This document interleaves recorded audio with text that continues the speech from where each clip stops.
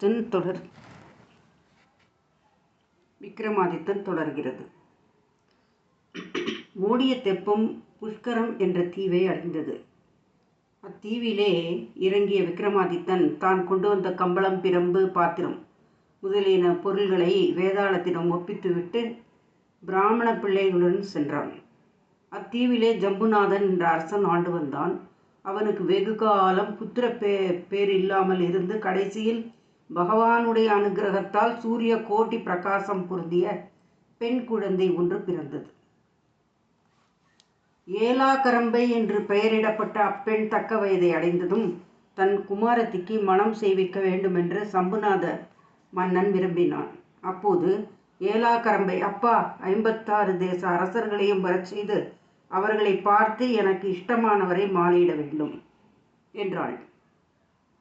அரசனின் அழைப்பை ஏற்று சம்புநாதபுரத்திற்கு வந்தனர்.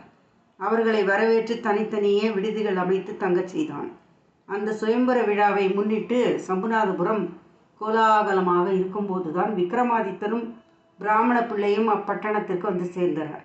நகரின் கோலாகலத்தை கண்டு வியந்து விக்ரமாதித்தன் அங்குள்ளவர்களிடம் அது பற்றி விசாரிக்கவே அதற்கு அவர்கள் ஏலாகரம்பையின் சுயம்பரம் நடக்கப் போவதை தெரிவித்தனர். விக்ரமாதித்தன் தானும் அம்முகூர்த்தத்திற்கு போக வேண்டும் என்று விரும்பி அந்நகரத்தில் இருந்த பிராமணன் ஒருவரை நட்பு கொண்டு அவன் பாதுகாப்பில் அப்பிராமண பிள்ளையை ஒப்புவித்து 40 நாளில் திரும்பி வந்து அழைத்து செல்வதாக தெரிவித்து 40 பொன்னும் செலவிற்கு கொடுத்தான். பிறகு அங்கிருந்த நகரத்திற்கு வெளியே வந்து தன் ஆடை ஆபரணங்களை வேதாளத்திடம் ஒப்புவித்து ரத்ன வியாபாரி போன்ற மாறுவேடம் தரித்து கொண்டு கடை வீதிக்கு சென்றான். அங்கு ஒரு புறம் அவன் ரத்தன கம்பளத்தை விரித்து தேவியின் அனுகிரகத்தால் முத்து, பவளம், வைடூரியம் போன்ற நவரத்னங்களையும் வரவழைத்து கடை வைத்தான். அவ்வழியே போகிறவர்கள் வருகிறவர்கள் அனைவரும் அவனிடம் வந்து அப்பொருளை கண்டு அதிசயத்து வாங்கி கொண்டு சென்றனர். இச்செய்தி அந்நகரத்தில் வந்து கூடியிருந்த ராஜாக்களுக்கு எட்டவே அவர்களும் தங்கள் விடுதிகளை விட்டு கடை தெருவிற்கு வந்து வினோத ரத்ன வியாபாரியான விக்ரமாதித்தனை சூழ்ந்து கொண்டனர். விக்ரமனின் சாதுரியமான பேச்சு அவர்களை ஏலாகரம்பையின் சுயம்பரத்தை கூட மறக்கச் செய்து அங்கே தங்கச் செய்து விட்டது. அரண்மனையிலே ராத்திரி 10 நாழிகையிலே சுயம்பரத்திற்கான நேரம் நெருங்கி கொண்டிருந்தது. அரசர்களை சுயம்பர மண்டபத்திற்கு வரும்படி அறிவிக்கப்பட்டது.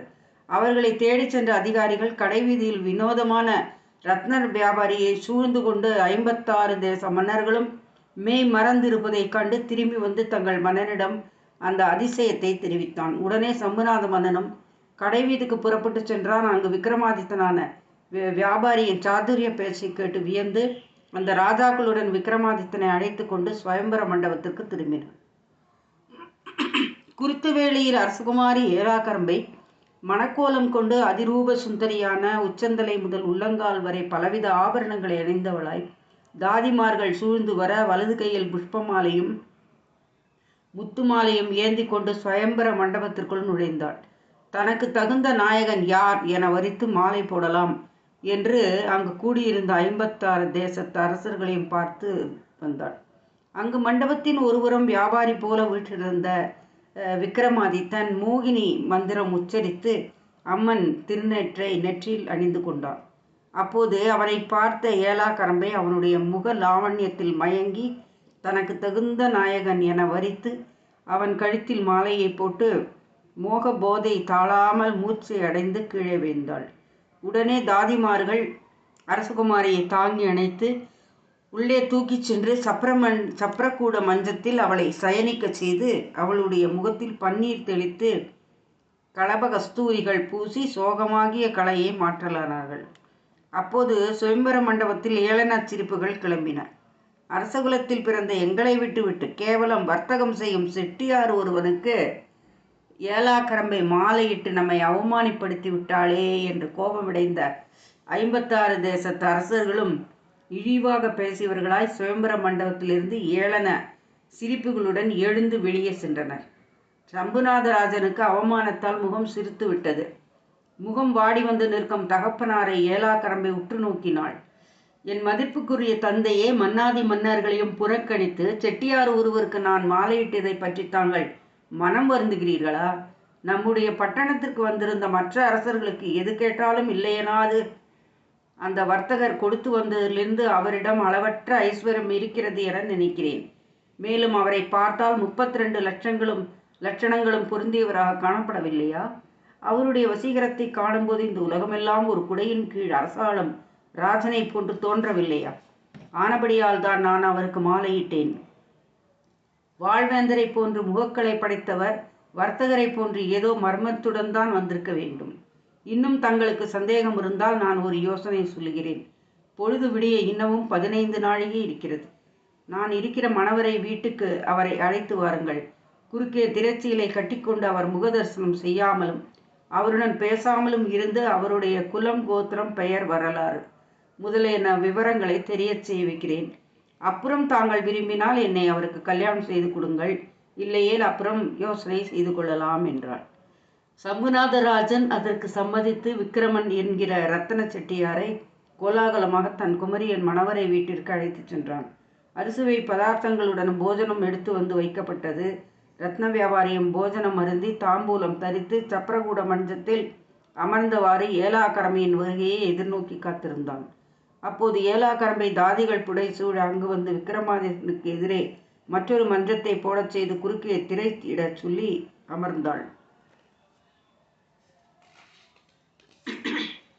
சம்புநாதராஜனும் அவன் தேவியும் மந்திரி பிரதானிகளும் அவ்வீட்டை சுற்றி கூடியிருந்தனர். நம்முடைய குலம், கோத்திரம் ஒன்றும் தெரியாததால் இவ்விவாகம் தடைப்பட்டு விட்டது. நம்முடைய வரலாற்றை தெரிவிக்காமல் இருந்தால் பொழுது விடிந்ததும் பிடரில் கைவத்து வெளியே கொண்டு போய் விட்டு விடுவார்கள் என்று யோசித்த விக்ரமாதித்தன் ஆகிய வியாபாரி உடனே வேதாளத்தை நினைத்து குறுக்கே கட்டியிருந்த திரைச்சீலையில் வந்திருக்கச் செய்தான். வேதாளம் திரைச்சீலையில் வந்து தங்கியது. அப்போது வியாபாரியே திரைச்சீலையே, சுயம்பர மண்டபத்திற்கு மற்ற ராஜாக்களுடன் வேடிக்கை பார்க்க வந்த என் கழுத்தில் இந்த மங்கை மாலையிட்டாள். ஆகவே இவள் எனக்கு மனைவியாக வேண்டும். அப்படி இருக்க இவளோ என் முகத்தை பாராமலும் என்னுடன் பேசாமலும் குறுக்கே திரைச்சீலையை கட்டி தொங்கவிட்டு கொண்டு அமர்ந்திருக்கிறாள். தூக்கமும் வரவில்லை. தூங்கா விளக்கோ எரிந்து கொண்டிருக்கிறது. இரவு பொழுதை கழிக்க உனக்கு தெரிந்த கதை ஒன்று சொல் என்று கேட்டான். ஐயா, நல்ல வார்த்தை சொன்னீர். நான் படுகிற வருத்தத்தில் எந்தவித கதை சொல்வது? வெகு பாடுகள் பட்ட பிறகு நான் 2 துணியாக இருந்தேன். அதை மனிதர்கள் வாங்கி துண்டு துண்டாய் கிழித்து நூல் தைத்து கயிறு கோர்த்து 4 புறமும் இழுத்து கட்டியதால் உங்கள் 2 பேர்களுக்கும் நடுவே குறுக்காக தொங்குகிறேன். அப்படி இருக்க என் அவஸ்தையை காணாமல் கதை சொல்லும்படி கூறுகிறீரே? திரைச்சீலை பேசுவதை கேட்ட ஏலாக்கரவை ஆச்சரியப்பட்டு வந்திருப்பர் சாதாரண மனிதர் இல்லை என்று உணர்ந்து அவருடைய வரலாற்றை எப்படியும் அறிய வேண்டும் என்கிற ஆசையால் திரைச்சீலையை கட்டியிருந்த கயிறுகளை அவிழ்த்து விட்டாள். திரைச்சீலையே, உன் வருத்தத்தை கண்டு இப்பெண் அவிழ்த்து விட்டாள். இனி உனக்கு தடை ஏதுமில்லை, கதை சொல் என்று ரத்ன செட்டியாரான விக்ரமாதித்த மகாராஜன் சொல்லவே திரைச்சீலை கதை சொல்லலாயிற்று. காந்தரூபி கதையை திரைச்சீலை சொல்லியது. சந்திரகிரி என்ற பட்டணத்தை கெந்தேஸ்வரன் என்றொரு ராஜன் ஆண்டு வந்தான். அவனுக்கு 120 மனைவிகள் இருந்தார்கள். அவர்களுக்கு வெகுகாலம் பிள்ளைகள் இல்லாமல் இருந்து ஆண்டவனை குறித்து மகாதவம் செய்ய கடவுள் அனுகிரகத்தால் முதல் மனைவி நல்ல ரூப லாவண்யமுள்ள ஓர் ஆண் பிள்ளையை பெற்றாள். காந்தரூபன் என்று பெயரிடப்பட்ட அக்குமாரன் அந்தந்த வயதில் தான் கற்க வேண்டியவற்றை கற்று சகல லட்சணங்களும் பொருந்தியவனாய் உரிய வயதை அடைந்தான். கெந்தேஸ்வரன் தன் மகனுக்கு திருமணம் செய்து வைக்க வேண்டுமென்று பெண் விசாரிக்க தகுந்த பெண் அகப்படாமையால் அவனை போன்று ஒரு படம் எழுதி என் மந்திரிகள் கையில் கொடுத்து தகுந்த பெண் தேடி வருமாறு அனுப்பி வந்தான். மந்திரிகள் படத்துடன் ஒவ்வொரு தேசமாக சுற்றி கொண்டு தந்திரபுரம் என்ற பட்டணத்தில் வந்து கூடாரம் அடித்து தங்கினார்கள். இது இப்படி இருக்க மகேந்திரபுரி என்ற ஒரு பட்டணத்தை ஆண்ட மகேஸ்வரன் என்ற அரசனுக்கும் வெகுகாலம் பிள்ளை இல்லாமலிருந்து கடைசியில் ஒரு பெண் குழந்தை பிறந்தது. அதற்கு காந்தரூபி என பெயரிடப்பட்டு அருமையாக வளர்த்து வந்தார்கள். அந்த பெண் யுக்த வயதடைந்ததும் சரியான மணவாளன் கிடைக்காமையால் அவளை போன்று சித்திரம் ஒன்றை எழுதி மந்திரிகள் கையில் கொடுத்து மணமகளை தேடி வருமாறு அனுப்பி வைத்தான். அவர்களும் தந்திரபுரத்திற்கு வந்து எதிர்ப்புறத்தில் தங்கியிருந்தனர். சந்திரகிரியிலிருந்து வந்திருந்த மந்திரிகள் அவர்கள் எதற்காக வந்திருக்கிறார்கள் என்ற தூதுவர்களை அனுப்பி தெரிந்து வரும்படி சொன்னார்கள். அவர்கள் திரும்பி வந்து காந்தரூபிக்கு தகுந்த மணாளனை தேடி வந்திருப்பதாக அறிவிக்கவே அறிவிக்கவே இரு தரத்தாரும் ஒருத்தரை ஒருத்தர் சந்தித்து தேடிப்போன பொருள் வழியிலே தட்டுப்பட்டதென்று மகிழ்ந்து படங்களை பரஸ்பரம் மாற்றிக்கொண்டு ஊர் திரும்பினர். தொடரும். நன்றி, வணக்கம்.